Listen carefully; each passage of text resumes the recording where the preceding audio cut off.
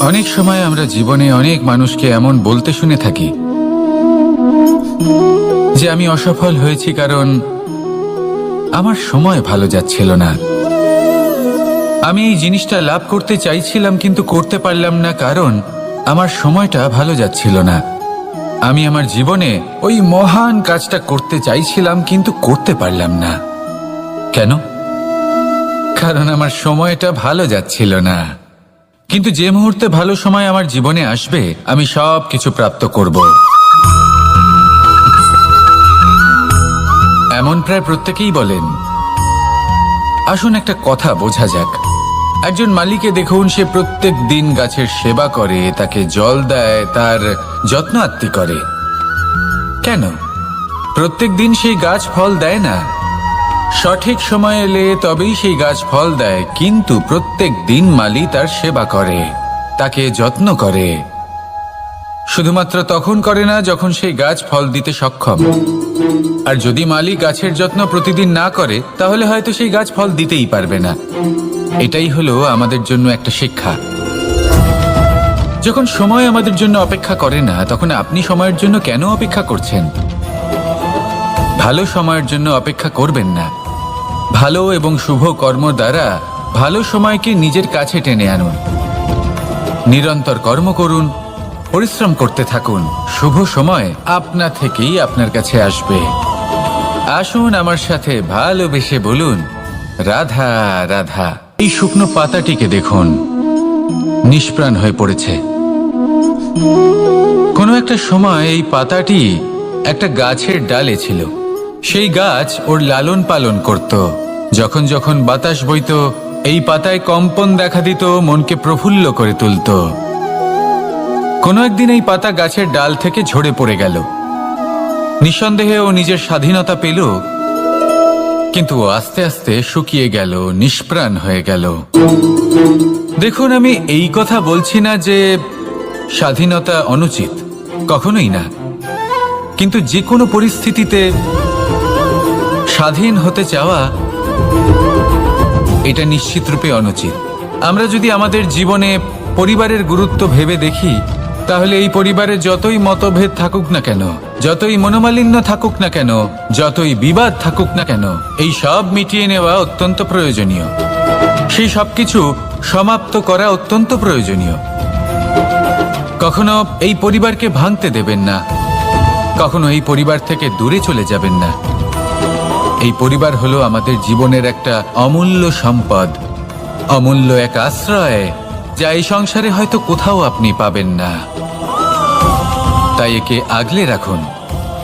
ভেবে নিন আপনি পাতা আর আপনার পরিবার সেই গাছ। আসুন আমার সাথে ভালোবেসে বলুন, রাধা রাধা। আমাদের জীবনে অনেক ধরনের ব্যক্তি এসে থাকেন। কেউ কেউ আমাদের সাথে থেকে যান, কেউ আমাদের থেকে দূরে চলে যান। কেউ ভালো মানুষ হন, কেউ খারাপ মানুষ। কিন্তু আমরা সবসময় সেই সময়টাকে নিয়ে দুঃখ প্রকাশ করি যখন আমাদের জীবনে কোনো খারাপ ব্যক্তি প্রবেশ করেন। তারা আমাদের খারাপ অনুভূতি দেন, দুঃখ দেন, কষ্ট দেন। আমরা সবাই তাকে ভালো মন্দ কথা বলি। কিন্তু কেন? এমন বিভিন্ন ধরনের মানুষ, খারাপ মানুষ, ভালো মানুষ সবার জীবনেই আসেন এবং সকলকেই একটা অমূল্য শিক্ষা দান করে যান। এবার আপনি নিজেই ভেবে দেখুন, জীবনে যখন প্রথমবার আপনি আগুন স্পর্শ করেছিলেন তখন আপনি একটা শিক্ষা লাভ করেছিলেন যে আমাকে আগুনের থেকে একটু দূরে থাকতে হবে। তারপর আস্তে আস্তে আপনি শিখলেন যে কিভাবে এই আগুনকে নিয়ন্ত্রণে রাখতে হবে। তারপর আপনি শিখলেন যে কিভাবে নিজের জীবনে তাকে প্রয়োগ করতে হবে, তা সে অন্ধকারে প্রকাশ লাভ করার জন্য হোক বা খাবার বানানোর জন্য। সেইভাবেই কোনো খারাপ ব্যক্তি যখন আপনার জীবনে আসে কোনো শিক্ষা দিয়ে যান, তার প্রতি কৃতজ্ঞ থাকুন। তার বিষয় খারাপ ভাবার বা খারাপ অনুভূতি নিয়ে থাকার কোনো প্রয়োজন নেই। সেই শিক্ষা লাভ করুন, ইতিবাচক মনোভাব নিয়ে জীবনের সামনে এগোতে থাকুন। কেউ নেই যিনি আপনাকে বাধা দিতে পারেন। আসুন আমার সাথে ভালোবেসে বলুন, রাধা রাধা। একে বালি বলুন, মাটি বলুন বা ধুলো বলুন, এ দিয়ে কত কিছু করা সম্ভব। এ দিয়ে আপনি নিজের বাসস্থান নির্মাণ করতে পারেন, প্রাচীর গড়ে তুলতে পারেন, অট্টালিকা নির্মাণ করতে পারেন। কিন্তু যদি এই বালিকে আপনি মুষ্টিবদ্ধ করে রাখতে চান, তাহলে তা হাত থেকে ফসকে যাবে। আপনি কখনোই একে মুষ্টিবদ্ধ করতে পারবেন না। এরকমই হয় আমাদের জীবন, আর এরকমই হয় সময়। এই মুষ্টিবদ্ধ করা বালির মতো। সময়কে আমরা বাধা দিতে পারবো না, আটকেও রাখতে পারবো না। এ হলো প্রবাহমান। জন্ম থেকে মৃত্যু পর্যন্ত এই যে সময়, তা খুবই সীমিত। আর এই সময় আমরা যেটাই করি তার দ্বারাই আমাদের মূল্য নির্ধারিত হয়। আর এই সংসার থেকে চলে যাওয়ার পরেও এই সংসার এই সব কর্মের জন্যই আমাদের মনে রাখে। তাই যদি আপনি এটা ভাবেন যে আজ যে কর্ম করার ছিল আমি না হয় কাল করে নেব, কাল আমার লক্ষ্যে পৌঁছানোর কথা ছিল আমি পরশু পৌঁছব, না, এই সময় খুব মূল্যবান, একে নষ্ট করবেন না। এই সময়কে সদ্ব্যবহার করুন, মহান হবার পথে অগ্রসর হন। একে যদি মুষ্টিবদ্ধ করে রাখার চেষ্টা করেন, এই সময় থেমে থাকবে না। আসুন আমার সাথে ভালোবেসে বলুন, রাধা রাধা। এই সংসারে যে ব্যক্তিই হোক না কেন, প্রত্যেক ব্যক্তির জীবনে সমস্যা অবশ্যই আসে। এমন কিছু মানুষ আছেন, যদি তাদেরকে জিজ্ঞেস করেন যে এমনটা ঠিক কেন হলো, তাহলে পুরো দোষটা তারা নিজেদের পরিস্থিতির ওপর ন্যস্ত করেন। যে আমি তো এমন একটা পরিস্থিতিতে ছিলাম, আমি কিভাবে কিছু করতাম, আমার কাছে আর কোনো বিকল্পই ছিল না। চলুন কথা বলা যাক মহাভারত নিয়ে। ভীষ্ম পিতামহ, ওনাকে জিজ্ঞেস করা হলো আপনি এরকম প্রতিজ্ঞা কেন করলেন? উনি বললেন যে আমি পরিস্থিতির অধীন হয়ে পড়েছিলাম, সেই জন্য। এই প্রশ্নটাই যখন অর্জুনকে করা হলো, তখন অন্য একটি দিক প্রস্ফুটিত হলো। অর্জুন নিজের পরিস্থিতির কারণে জীবনে কখনোই বাধা পড়েননি। তিনি সিদ্ধান্ত নিয়েছিলেন সংঘর্ষ করার, সংসারের নিয়মের বিরুদ্ধাচারণ করার। এই সংসারে আপনি যা কিছুই হয়ে উঠতে পারেন, তার সমগ্র শ্রেয় শুধুমাত্র আপনার পরিস্থিতির ওপর চাপিয়ে দেওয়া যায় না। সেটা নির্বাচনের উপর নির্ভরশীল, যে সেই পরিস্থিতিতে আপনি কি নির্বাচন করেছেন। যদি সেই মুহূর্তে ভীষ্ম পিতামহ স্থিরতার সিদ্ধান্ত নিতেন, বিশ্লেষণ করার সিদ্ধান্ত নিতেন যে কি উচিত কি অনুচিত, কারা ধর্মের পক্ষে কারা ধর্মের বিপক্ষে, যদি শুধুমাত্র অস্ত্র হাতে ধৃতরাষ্ট্র এবং দুর্যোধনের বিরোধিতা করতেন, যদি শুধু এটুকু করতেন, তাহলে মহাভারতের মতো মহাযুদ্ধ কখনোই হতো না। সমস্যা সবার জীবনেই আসে, কঠিন পরিস্থিতিও সকলের জীবনে আসে। সেই ব্যক্তি এগিয়ে যেতে পারেন যিনি শ্রেষ্ঠ নির্বাচন করার ক্ষমতা রাখেন। তাহলে সেটাই করুন, আর আমার সাথে ভালোবেসে বলুন, রাধা রাধা। এই সংসারে অনেক অনেক এমন জ্ঞানী আছেন যারা নিজের সমস্ত জীবন জ্ঞান অর্জন করতে অতিবাহিত করেছেন। এই সংসারে এমন কোনো বেদ নেই, কোনো পুরাণ নেই, কোনো শাস্ত্র নেই, কোনো ভাষা নেই যা ওনারা জানেন না। এমন কোনো বিষয় নেই যা নিয়ে ওনারা কোনো বক্তব্য রাখতে পারবেন না। কিন্তু আমরা এই সকল জ্ঞানীকে কি ভালোবাসতে পারি? এনাদের সকলকে সম্মান করতে পারি না। কারণটা কি? দেখুন, বেদ পড়া একটি আলাদা বিষয়, বেদনা বুঝতে পারা অন্য ব্যাপার। এবং বেদনা বোঝার জন্য, সেই জ্ঞান লাভ করার জন্য আপনাকে মন থেকে করুণা এবং প্রেমের সঠিক অর্থ বুঝতে হবে। সামনের ব্যক্তির বেদনা বুঝতে হবে, তার যন্ত্রণাকে বুঝতে হবে। তারপর যে জ্ঞান আপনি অর্জন করেছেন বেদ থেকে, পুরাণ থেকে, শাস্ত্র থেকে, তা প্রয়োগ করে তার বেদনার নিবারণ করা, সেটা বেশি গুরুত্বপূর্ণ। সেই জন্য জীবনে শুধুমাত্র শাস্ত্র এবং বেদ পড়ে জ্ঞান অর্জন করতে সময় নষ্ট করবেন না। মন থেকে প্রেমের কি অর্থ সেই বিষয়ে জ্ঞান লাভ করার চেষ্টা করুন, করুণাও বুঝতে চেষ্টা করুন। একজন শ্রেষ্ঠ ব্যক্তি হয়ে উঠুন, আর আমার সাথে ভালোবেসে বলুন, রাধা রাধা। একটি হাতির শরীরে কত বল থাকতে পারে সেটা আমরা সবাই জানি। একটা প্রহারেই বিশালাকার প্রাচীর ভেঙে পড়তে পারে, কিন্তু সেটা তখন হয় যখন সেই হাতির নিজের শক্তির বিষয়ে কোনো ধারণা থাকে। যদি সেই হাতিকেই বন্দি করে নেওয়া হয়, তাহলে সেই হাতি তার পরাধীন থাকার অভ্যাস হয়ে যায়।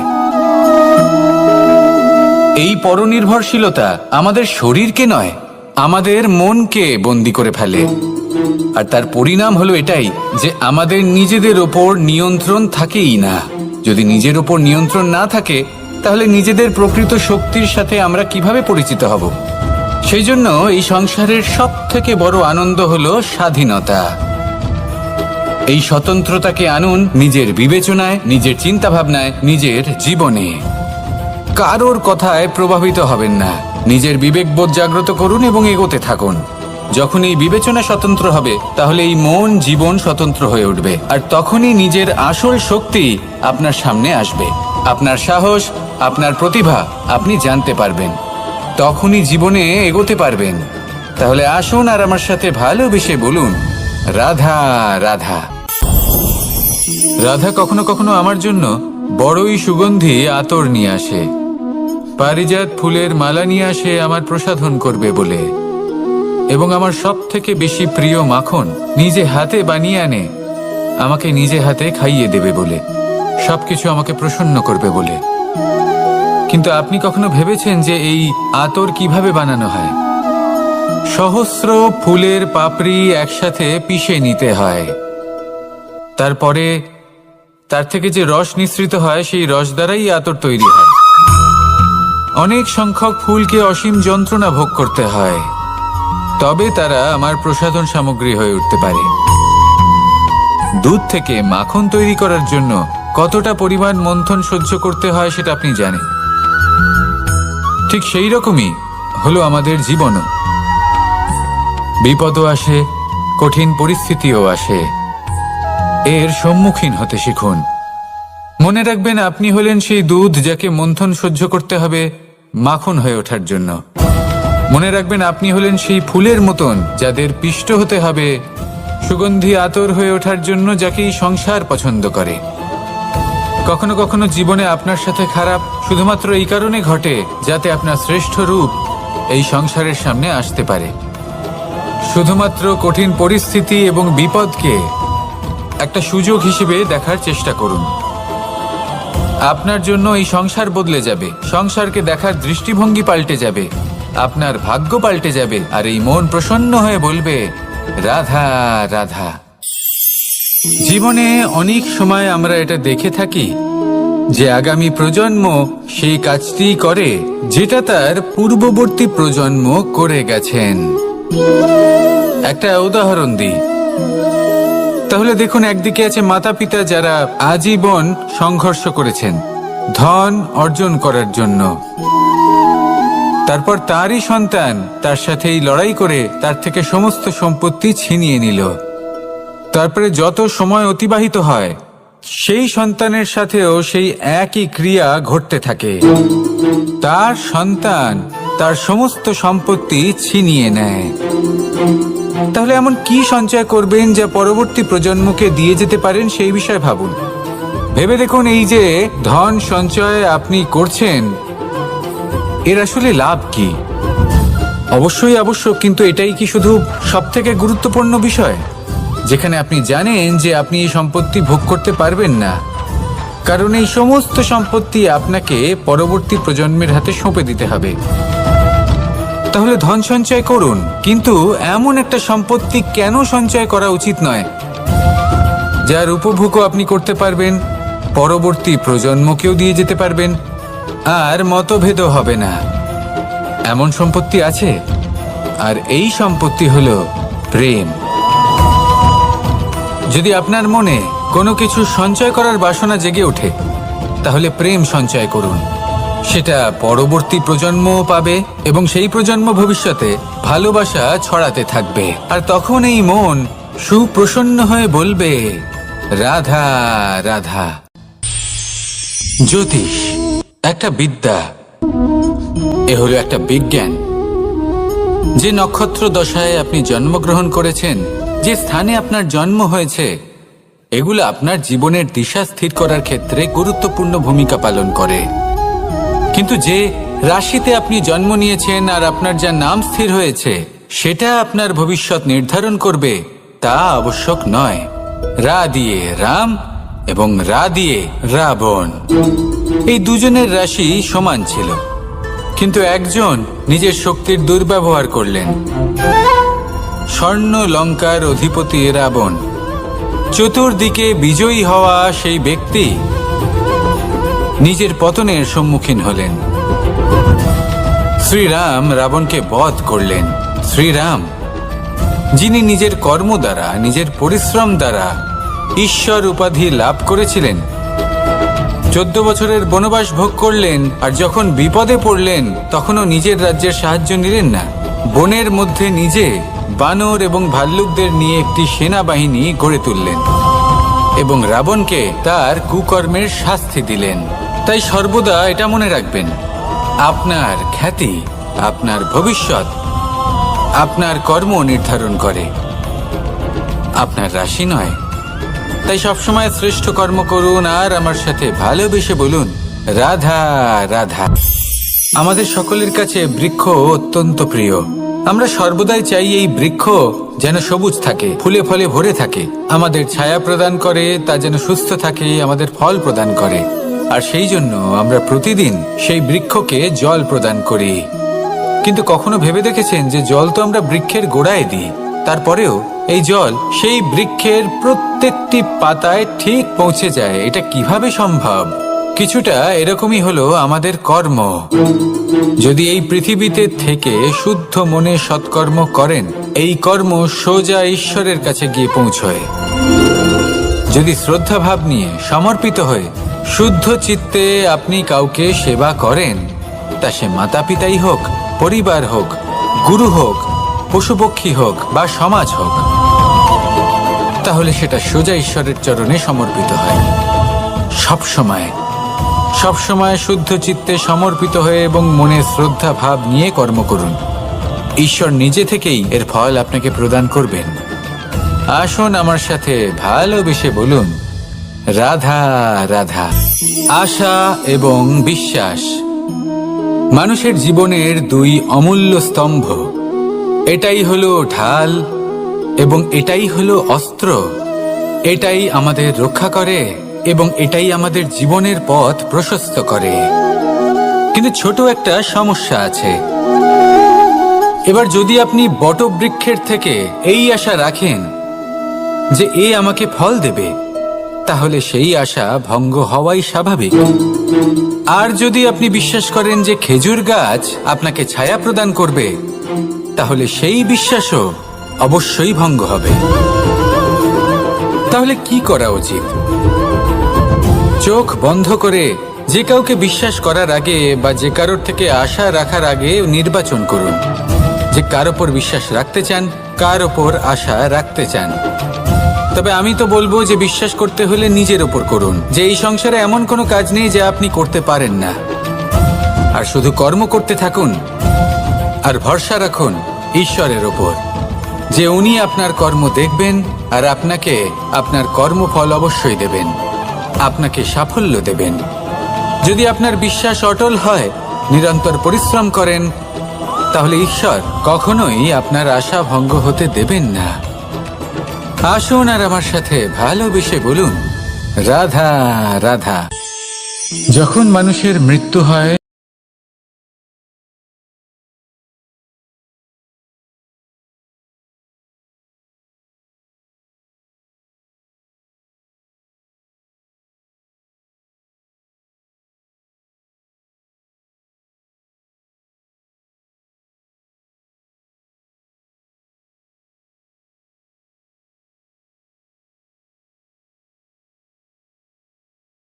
চাই আপনি এই সংসারে কি অর্জন করেছেন? ধন, সম্পত্তি, বস্ত্র, আভূষণ।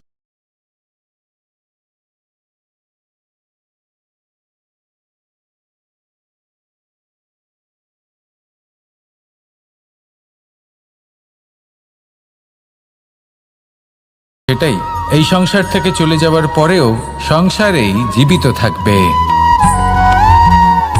যদি আপনি দুষ্কর্ম করেন তাহলে এই সংসার আপনাকে একটি অনুচিত উদাহরণ হিসেবে মনে রাখবে যে এই ব্যক্তি খুব পাপী ছিল, অনুচিত কর্ম করতেন।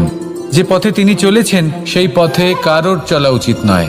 সেখানেই যদি আপনি সৎকর্ম করেন তাহলে সংসার চিরকাল এটাই বলবে যে খুব ভালো মানুষ ছিলেন, সবাইকে ভালোবাসতেন, সবাইকে সাহায্য করতেন, আমার খুব প্রিয় মানুষ ছিলেন। এটাই হলো শ্রেষ্ঠ কর্ম। সেই জন্য জীবনে শুধুমাত্র ধন সম্পত্তি আভূষণ এই সব অর্জন করতে গিয়ে নিজের মনোনিবেশ করবেন না। শ্রেষ্ঠ কর্ম করুন। সংসার থেকে চলে যাওয়ার পরেও এই কর্মই এই সংসারে আপনাকে জীবিত রাখবে। আসুন আমার সাথে ভালোবেসে বলুন, রাধা রাধা। কখনো কখনো অন্ধকারের সাথে লড়াই করার শক্তির প্রয়োজন হয়, তা আসে এই তেল থেকে। যদি এই তেল সমাপ্ত হয়ে যায় তাহলে এই প্রকাশ তাও সমাপ্ত হয়ে যায়। আর আমাদের জীবনে এই তেল হলো আমাদের কর্ম, আর এই আগুন আর এর দ্বারা উৎপন্ন হওয়া প্রকাশ আমাদের ভাগ্য। যত আমাদের কর্ম ক্ষীণ হতে থাকবে আমাদের ভাগ্য সৌভাগ্য কোথাও না কোথাও লুপ্ত হয়ে যাবে। যে উজ্জ্বল ভবিষ্যৎ আমরা চাইছি তা কখনো লাভ করতে পারবো না যদি কর্ম না করি।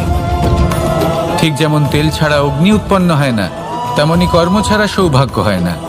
আর যেমন কর্ম তেমন ভাগ্য। তাই সবসময় কর্ম করতে থাকুন, কর্ম করা থামাবেন না। আর আমার সাথে ভালোবেসে বলুন, রাধা রাধা। এই শুকনো পাতাটিকে দেখুন, নিষ্প্রাণ হয়ে পড়েছে। কোনো একটা সময় এই পাতাটি একটা গাছের ডালে ছিল। সেই গাছ ওর লালন পালন করত। যখন যখন বাতাস বইত এই পাতায় কম্পন দেখা দিত, মনকে প্রফুল্ল করে তুলত। কোনো একদিন এই পাতা গাছের ডাল থেকে ঝরে পড়ে গেল। নিঃসন্দেহে ও নিজের স্বাধীনতা পেল, কিন্তু আস্তে আস্তে শুকিয়ে গেল, নিষ্প্রাণ হয়ে গেল। দেখুন, আমি এই কথা বলছি না যে স্বাধীনতা অনুচিত, কখনোই না। কিন্তু যে কোনো পরিস্থিতিতে স্বাধীন হতে চাওয়া এটা নিশ্চিতরূপে অনুচিত। আমরা যদি আমাদের জীবনে পরিবারের গুরুত্ব ভেবে দেখি তাহলে এই পরিবারে যতই মতভেদ থাকুক না কেন, যতই মনোমালিন্য থাকুক না কেন, যতই বিবাদ থাকুক না কেন, এই সব মিটিয়ে নেওয়া অত্যন্ত প্রয়োজনীয়। সেই সবকিছু সমাপ্ত করা অত্যন্ত প্রয়োজনীয়। কখনো এই পরিবারকে ভাঙতে দেবেন না, কখনো এই পরিবার থেকে দূরে চলে যাবেন না।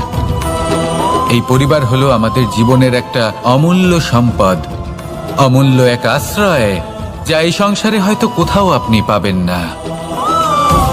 তাই একে আগলে রাখুন। ভেবে নিন আপনি পাতা আর আপনার পরিবার সেই গাছ। আসুন আমার সাথে ভালোবেসে বলুন, রাধা রাধা। অনেক সময় আমরা জীবনে অনেক মানুষকে এমন বলতে শুনে থাকি যে আমি অসফল হয়েছি কারণ আমার সময় ভালো যাচ্ছিল না। আমি এই জিনিসটা লাভ করতে চাইছিলাম কিন্তু করতে পারলাম না কারণ আমার সময়টা ভালো যাচ্ছিল না। আমি আমার জীবনে ওই মহান কাজটা করতে চাইছিলাম কিন্তু করতে পারলাম না। কেন? কারণ আমার সময়টা ভালো যাচ্ছিল না। কিন্তু যে মুহূর্তে ভালো সময় আমার জীবনে আসবে আমি সব কিছু প্রাপ্ত করব। এমন প্রায় প্রত্যেকেই বলেন। আসুন একটা কথা বোঝা যাক। একজন মালিকে দেখুন, সে প্রত্যেক দিন গাছের সেবা করে, তাকে জল দেয়, তার যত্ন আত্তি করে।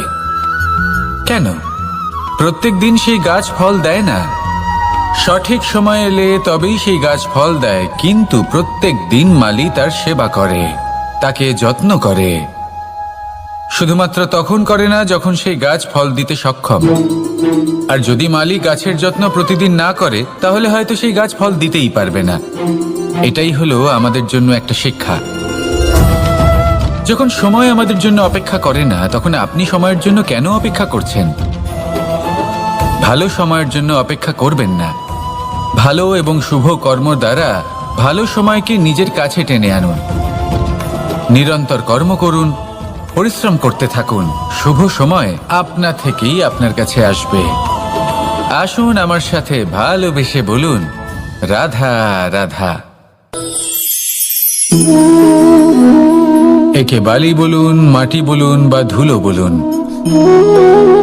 এ দিয়ে কত কিছু করা সম্ভব। এ দিয়ে আপনি নিজের বাসস্থান নির্মাণ করতে পারেন, প্রাচীর গড়ে তুলতে পারেন, অট্টালিকা নির্মাণ করতে পারেন। কিন্তু যদি এই বালিকে আপনি মুষ্টিবদ্ধ করে রাখতে চান, তাহলে তা হাত থেকে ফসকে যাবে। আপনি কখনোই একে মুষ্টিবদ্ধ করতে পারবেন না। এরকমই হয় আমাদের জীবন, আর এরকমই হয় সময়। এই মুষ্টিবদ্ধ করা বালির মতো। সময়কে আমরা বাধা দিতে পারবো না, আটকেও রাখতে পারবো না। এ হলো প্রবাহমান। জন্ম থেকে মৃত্যু পর্যন্ত এই যে সময়, তা খুবই সীমিত। আর এই সময় আমরা যেটাই করি তার দ্বারাই আমাদের মূল্য নির্ধারিত হয়। আর এই সংসার থেকে চলে যাওয়ার পরেও এই সংসার এই সব কর্মের জন্যই আমাদের মনে রাখে।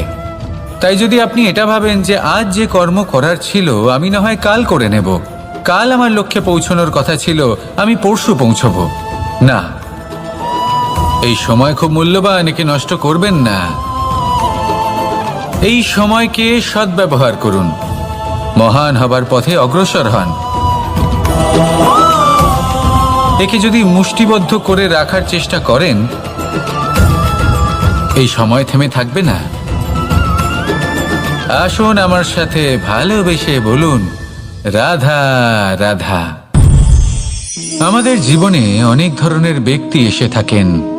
কেউ কেউ আমাদের সাথে থেকে যান, কেউ আমাদের থেকে দূরে চলে যান। কেউ ভালো মানুষ হন, কেউ খারাপ মানুষ। কিন্তু আমরা সবসময় সেই সময়টাকে নিয়ে দুঃখ প্রকাশ করি যখন আমাদের জীবনে কোনো খারাপ ব্যক্তি প্রবেশ করেন। তারা আমাদের খারাপ অনুভূতি দেন, দুঃখ দেন, কষ্ট দেন। আমরা সবাই তাকে ভালো মন্দ কথা বলি। কিন্তু কেন? এমন বিভিন্ন ধরনের মানুষ, খারাপ মানুষ, ভালো মানুষ সবার জীবনেই আসেন এবং সকলকেই একটা অমূল্য শিক্ষা দান করে যান। এবার আপনি নিজেই ভেবে দেখুন, জীবনে যখন প্রথমবার আপনি আগুন স্পর্শ করেছিলেন, তখন আপনি একটা শিক্ষা লাভ করেছিলেন যে আমাকে আগুনের থেকে একটু দূরে থাকতে হবে। তারপর আস্তে আস্তে আপনি শিখলেন যে কিভাবে এই আগুনকে নিয়ন্ত্রণে রাখতে হবে।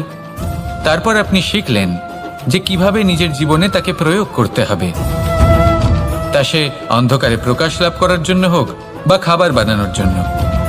সেইভাবেই কোনো খারাপ ব্যক্তি যখন আপনার জীবনে আসে, কোনো শিক্ষা দিয়ে যান, তার প্রতি কৃতজ্ঞ থাকুন।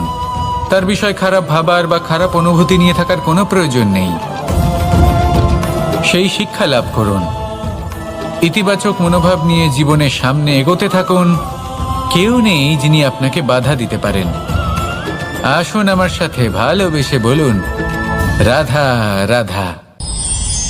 এই সংসারে অনেক অনেক এমন জ্ঞানী আছেন যারা নিজের সমস্ত জীবন জ্ঞান অর্জন করতে অতিবাহিত করেছেন।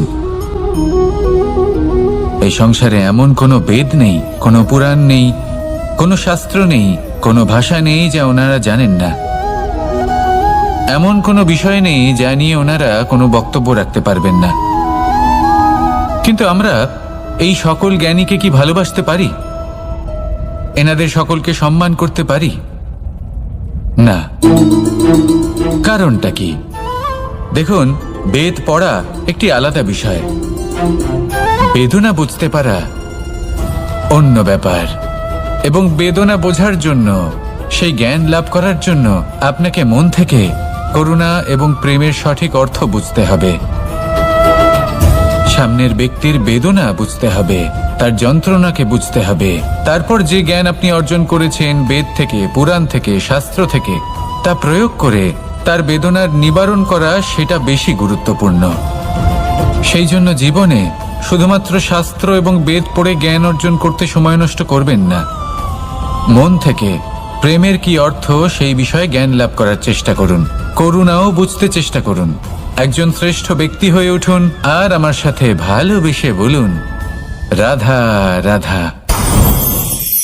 একটি হাতির শরীরে কত বল থাকতে পারে সেটা আমরা সবাই জানি। একটা প্রহারেই বিশালাকার প্রাচীর ভেঙে পড়তে পারে, কিন্তু সেটা তখন হয় যখন সেই হাতির নিজের শক্তির বিষয়ে কোনো ধারণা থাকে। যদি সেই হাতিকেই বন্দি করে নেওয়া হয়, তাহলে সেই হাতি তার পরাধীন থাকার অভ্যাস হয়ে যায়। এই পরনির্ভরশীলতা আমাদের শরীরকে নয়, আমাদের মনকে বন্দি করে ফেলে। আর তার পরিণাম হলো এটাই যে আমাদের নিজেদের ওপর নিয়ন্ত্রণ থাকেই না। যদি নিজের ওপর নিয়ন্ত্রণ না থাকে, তাহলে নিজেদের প্রকৃত শক্তির সাথে আমরা কিভাবে পরিচিত হব? সেই জন্য এই সংসারের সবথেকে বড় আনন্দ হলো স্বাধীনতা। এই স্বতন্ত্রতাকে আনুন নিজের বিবেচনায়, নিজের চিন্তাভাবনায়, নিজের জীবনে। কারোর কথায় প্রভাবিত হবেন না। নিজের বিবেকবোধ জাগ্রত করুন এবং এগোতে থাকুন। যখন এই বিবেচনা স্বতন্ত্র হবে, তাহলে এই মন জীবন স্বতন্ত্র হয়ে উঠবে। আর তখনই নিজের আসল শক্তি আপনার সামনে আসবে। আপনার সাহস, আপনার প্রতিভা আপনি জানতে পারবেন। তখনই জীবনে এগোতে পারবেন। তাহলে আসুন আর আমার সাথে ভালোবেসে বলুন, রাধা রাধা। এই সংসারে যে ব্যক্তিই হোক না কেন, প্রত্যেক ব্যক্তির জীবনে সমস্যা অবশ্যই আসে। এমন কিছু মানুষ আছেন, যদি তাদেরকে জিজ্ঞেস করেন যে এমনটা ঠিক কেন হলো, তাহলে পুরো দোষটা তারা নিজেদের পরিস্থিতির ওপর ন্যস্ত করেন। যে আমি তো এমন একটা পরিস্থিতিতে ছিলাম, আমি কিভাবে কিছু করতাম, আমার কাছে আর কোনো বিকল্পই ছিল না। চলুন কথা বলা যাক মহাভারত নিয়ে। ভীষ্ম পিতামহ, ওনাকে জিজ্ঞেস করা হলো, আপনি এরকম প্রতিজ্ঞা কেন করলেন? উনি বললেন যে আমি পরিস্থিতির অধীন হয়ে পড়েছিলাম, সেই জন্য। এই প্রশ্নটাই যখন অর্জুনকে করা হলো, তখন অন্য একটি দিক প্রস্ফুটিত হলো। অর্জুন নিজের পরিস্থিতির কারণে জীবনে কখনোই বাধা পড়েননি। তিনি সিদ্ধান্ত নিয়েছিলেন সংঘর্ষ করার, সংসারের নিয়মের বিরুদ্ধাচারণ করার। এই সংসারে আপনি যা কিছুই হয়ে উঠতে পারেন, তার সমগ্র শ্রেয় শুধুমাত্র আপনার পরিস্থিতির ওপর চাপিয়ে দেওয়া যায় না। সেটা নির্বাচনের উপর নির্ভরশীল, যে সেই পরিস্থিতিতে আপনি কি নির্বাচন করেছেন। যদি সেই মুহূর্তে ভীষ্ম পিতামহ স্থিরতার সিদ্ধান্ত নিতেন, বিশ্লেষণ করার সিদ্ধান্ত নিতেন যে কি উচিত কি অনুচিত, কারা ধর্মের পক্ষে কারা ধর্মের বিপক্ষে, যদি শুধুমাত্র অস্ত্র হাতে ধৃতরাষ্ট্র এবং দুর্যোধনের বিরোধিতা করতেন, যদি শুধু এটুকু করতেন, তাহলে মহাভারতের মতো মহাযুদ্ধ কখনোই হতো না।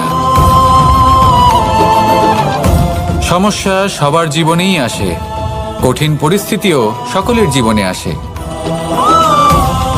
সেই ব্যক্তি এগিয়ে যেতে পারেন যিনি শ্রেষ্ঠ নির্বাচন করার ক্ষমতা রাখেন। তাহলে সেটাই করুন আর আমার সাথে ভালোবেসে বলুন, রাধা রাধা।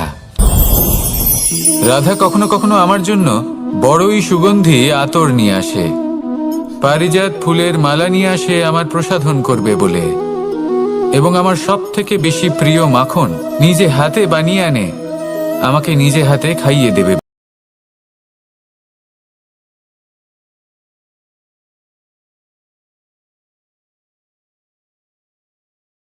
ফুলের পাপড়ি একসাথে পিষে নিতে হয়, তারপরে তার থেকে যে রস নিঃসৃত হয়, সেই রস দ্বারাই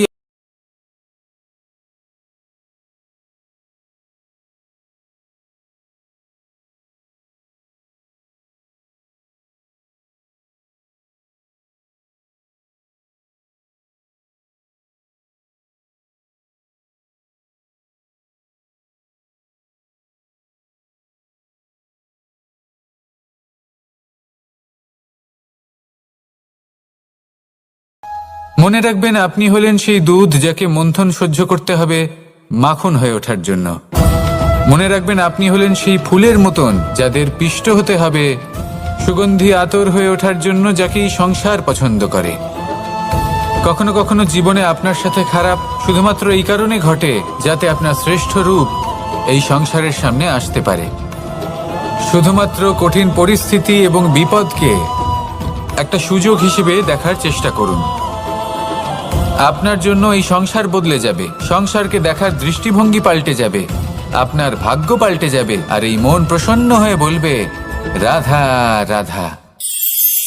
জীবনে অনেক সময় আমরা এটা দেখে থাকি যে আগামী প্রজন্ম সেই কাজটি করে যেটা তার পূর্ববর্তী প্রজন্ম করে গেছেন। একটা উদাহরণ দিই তাহলে দেখুন, একদিকে আছে মাতা পিতা যারা আজীবন সংঘর্ষ করেছেন ধন অর্জন করার জন্য, তারপর তারই সন্তান তার সাথে এই লড়াই করে তার থেকে সমস্ত সম্পত্তি ছিনিয়ে নিল।